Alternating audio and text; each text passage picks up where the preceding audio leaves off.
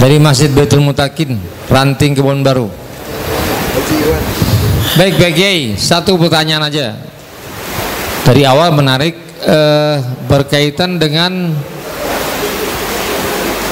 kalau masjid kita disewakan kantin dan kios-kios, saya benarnya berkaitan dengan hukum gitu loh. Boleh apa enggak terjadi transaksi penjualan? Terima kasih. Dari kelaparan ini memang cukup menarik dan insya Allah bisa kita laksanakan ya. Tinggal melihat situasi dan kondisi pada saat itu. Yang penting ada satu, kalau saya tadi menyimak, ada satu aktivitas atau kegiatan, ada narasinya dan kemudian ada actionnya. Nah sekarang ini saya di masjid kami sedang bercita-cita.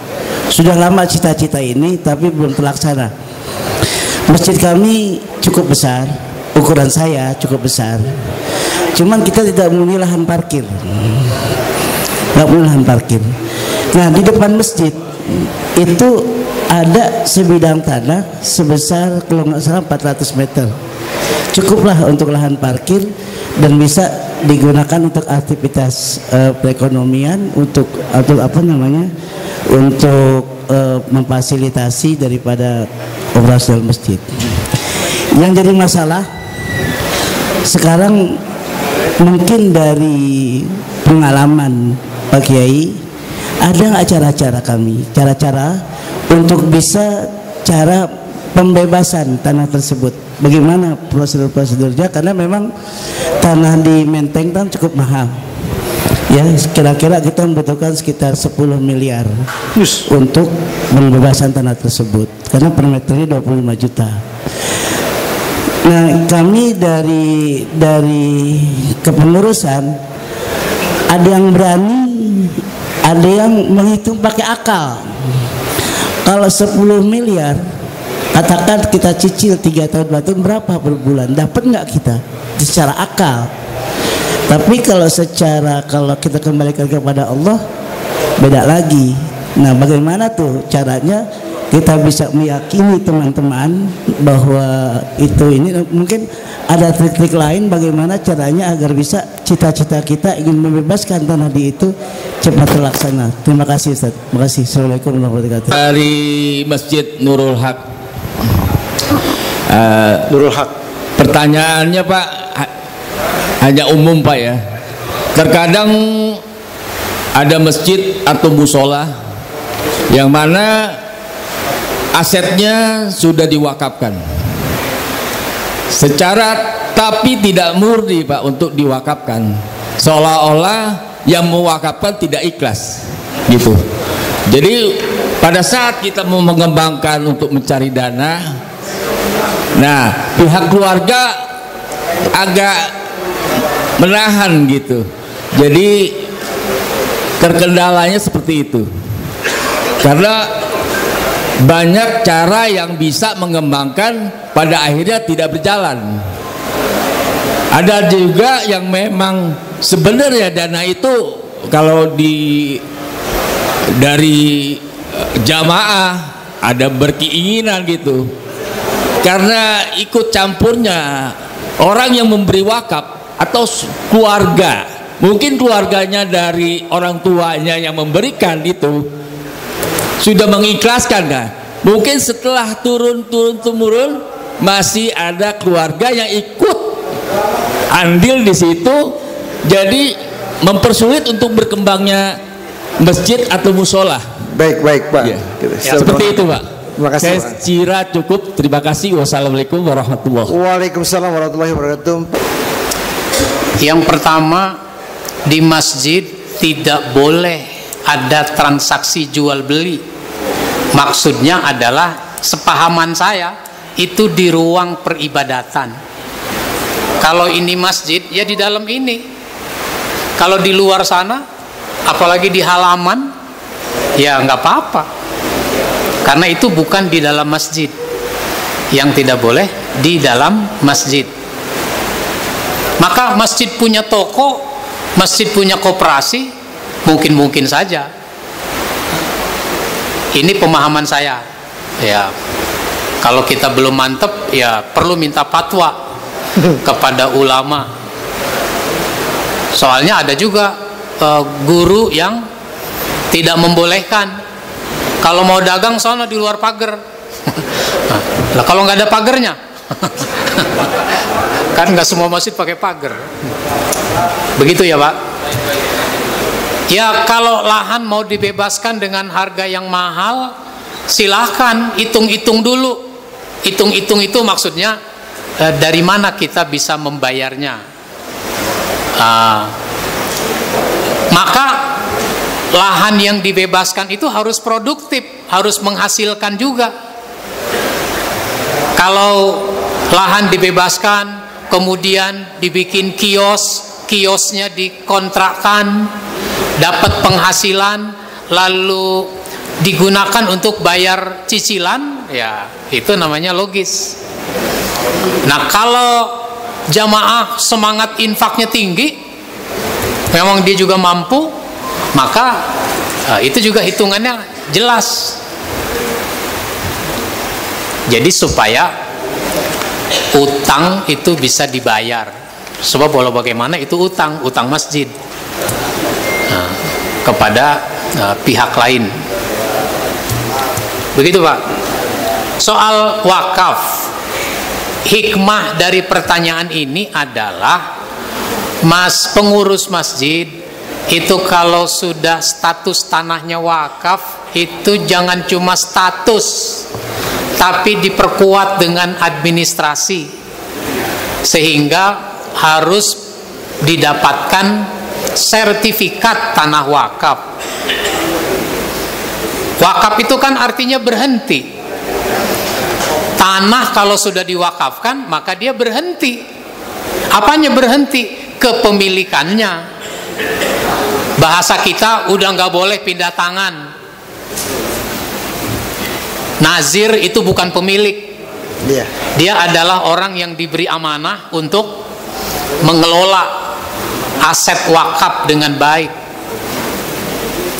Maka tidak boleh keluarganya masih mengklaim sebagai milik orang tuanya. Nggak boleh.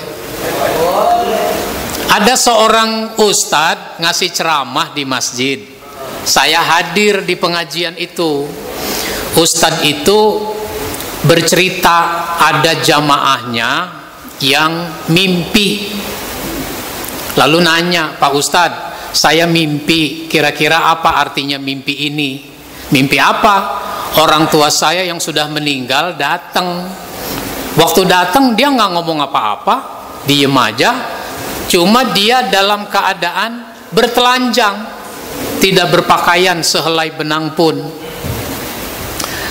Ya Ustadz ini kan merasa bukan ahli takwil mimpi, tapi dia kira-kira aja. Mungkin ada sedekahnya, ada wakafnya yang sudah tidak berfungsi. Oh iya Pak Ustadz, orang tua saya itu mewakafkan tanah untuk masjid. Masjidnya digusur, saya terima ganti ruginya. Ya mungkin itu. Terus gimana Pak Ustadz? Ya harus dipindahkan, beli tanah di tempat lain, bangun lagi masjid. Akhirnya dia beli tanah di Pamulang, terus dibangun masjid, diresmikan, dipakai oleh orang setempat. Berapa waktu kemudian mimpi lagi dia, nanya, Pak Ustadz, saya mimpi lagi. Orang tua saya datang lagi, sudah berpakaian tapi baru pakaian dalam. Kira-kira apa itu Pak Ustadz artinya? Ya mungkin ada lagi tuh wakafnya yang belum beres, diganti, udah nggak berfungsi. Iya Pak Ustadz, di dekat masjid itu ada madrasah, wakaf juga dari orang tua saya. Ya berarti harus diganti. Cuma buat ganti masjid aja udah habis-habisan. Ya kan belum habis beneran, baru habis-habisan. Jadi kalau masih diklaim sebagai miliknya, apalagi diambil alih itu mengkhianati orang tua. Iya. Bahwa anak cucu dari yang berwakaf ikut jadi pengurus masjid, kalau emang dia pantas jadi pengurus masjid, ya nggak masalah. Ini bukan begitu. Di Lebak Bulus, saya nggak tahu masjid apa, guru saya cerita di Lebak Bulus itu ribut antara anak keturunan dari yang berwakaf kepada pengurus masjid. Pengurus masjid, bapak ini bikin masjid nyerobot tanah engkong saya ya. Lu jangan sembarangan ngomong nyerobot. Ini engkong lu ngewakafin tanah buat masjid. Ya kita bangun masjid. Mana buktinya? Ya kagak ada bukti. Engkong lu cuma ngomong begitu doang, ya kita bangun. Gak ada surat-surat, gak ada. Lah ini kan sertifikat masih ada sama saya. Berarti ini tanah engkong saya, warisan. Ribut jadinya. Ribut, akhirnya kompromi. Jadi lu maunya apa? Ya udah begini aja, masjid kan kalau hari Jumat suka mengumumkan pemasukan keuangan, dapat berapa, udah bagi hasil aja. 20% buat ahli waris, 80% buat masjid. Nah, ini juga namanya mengkhianati engkongnya itu.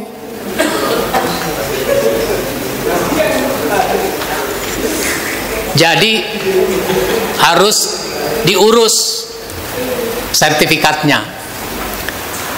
Kalau nggak ada data-data tertulis, yang berwakaf udah meninggal, yang nazirnya udah meninggal, semua udah pada meninggal, maka kata Pak Sopyan Jalil yang pernah jadi Menteri Kominfo, ATR, nah,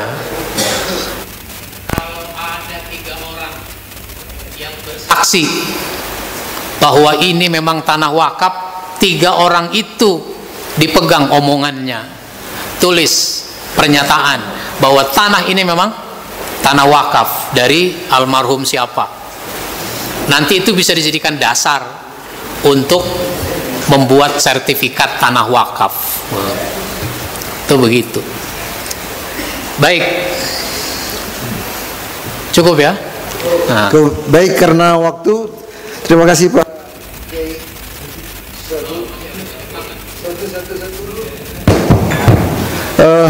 Waktunya udah habis Pak Haji. Satu aja, satu ya. Boleh. Satu aja Pak Haji Saiful, silakan. Belakang Pak. Nah, ini Godfather, kalau nggak boleh nanya ntar saya dimarahin. Singkat ya Pak, waktunya habis. Siap. Assalamualaikum warahmatullahi wabarakatuh. Waalaikumsalam. Langsung saja saya minta kepada Ustadz Ahmad Yani beri kesempatan untuk belajar manajemen masjid untuk masjid-masjid yang ada di Tebet, dan tempat saya bersedia untuk tempat pelaksanaannya atas nama BMI Kecamatan Tebet. Demikian, terima kasih. Oke, depan ya. Baik, sekarang ini baru dimulai kuliah S1 dan S2 manajemen masjid. Masya Allah. Di Sekolah Tinggi Ilmu Ekonomi Ganesha di Ciputat. Sesudah kampus UIN, lurus lagi sedikit belok kiri, ada jalan namanya Legoso. Nah, itu dibuat dari namanya konsentrasi dari jurusan manajemen ke manajemen masjid. Baru dimulai. 1. Jadi yang muda-muda yang mau kuliah S1, S2 manajemen masjid, nah itu bisa di situ. Nah, terus dulu waktu saya jadi pengurus DMI bidang departemen dakwah, saya bikin sekolah manajemen masjid dalam bentuk kursus 4 bulan, 1 angkatan, belajarnya seminggu sekali. Pak Dedi itu salah satu alumni tuh. Wis, mantap. Dia udah bisa ngajarin sebenarnya. Baik, tapi itu tidak terus karena semakin lama peminatnya semakin berkurang. Kalau pelatihan sehari orang masih mau, tapi kalau belajar 4 bulan banyak yang tidak mau. Nah, maka DMI, bahkan saya sudah mengusulkan kepada Pak Makmun agar bikin sekolah manajemen masjid di DMI Jakarta, sebab dengan dana dari Pemda, MUI bikin PDU, Pendidikan Dasar Ulama. Di Kodi, saya di kepengurusan Kodi juga, itu bikin PKM, Pendidikan Kader Mubalik, 1 tahun 10 bulan lah masa belajarnya. Lah DMI mestinya bisa bikin SMM, Sekolah Manajemen Masjid. Setuju. Gratis karena sudah ada APBD-nya. Begitu.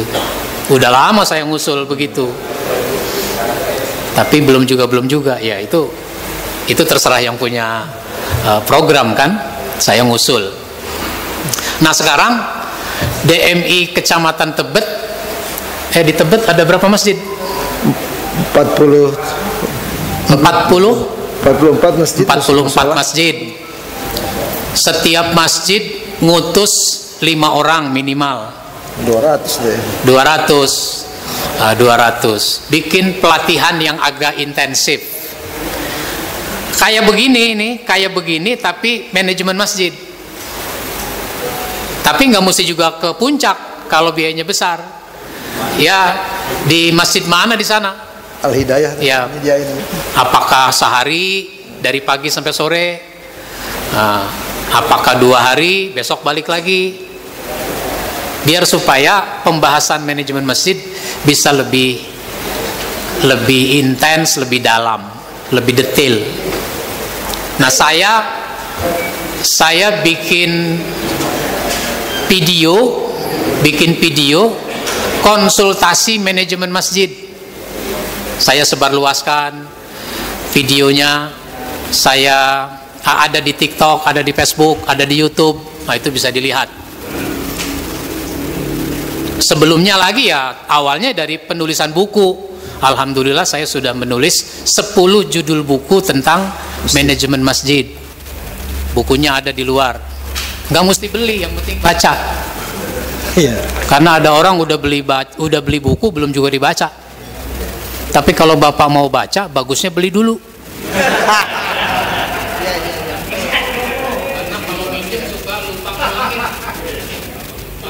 Nah, begitu Pak. Ada buku-buku lain. Alhamdulillah saya sekarang menulis 67 judul buku. Baik, begitu Pak. Terima kasih. Terima kasih. Jadi ini Ketua DKM Masjid Al-Hidayah ini akan menyediakan tempat. Kalau kita bikin tadi sekolah pendidikan masjid ya Pak. Ya. Jadi nanti gelarnya MM Pak ya. Manajemen masjid. Baik, nanti akan diteruskan ke DKM. Ketua DKM ada di sini Pak, Habib di sini. Bapak Ibu sekalian, di depan ada buku-buku yang disediakan oleh Pak Kiai kita. Ada 10 judul masalah manajemen masjid. Gratis kalau ngebaca, kalau bawa pulang bayar. Kalau buku yang lainnya sejumlahnya sampai 67. Saya punya datanya nih, Masya Allah. Luar biasa Bapak ini, terlalu agresif banget bikin buku ini. Demikian panitia, ada yang mau disampaikan untuk Bapak Kiai kita? Silakan.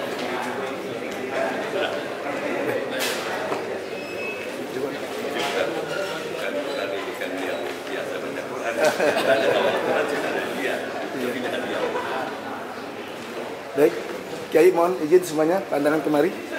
Kamera siap, 3, 2, 1, smile. Oke, 1, 2, 3, cheese. Oke, siap deh, jadi udah kelas. Syukran, Kiai. Udah, habis ini udah ya? Break ya? Break kan? Pinjam mic dong. Mari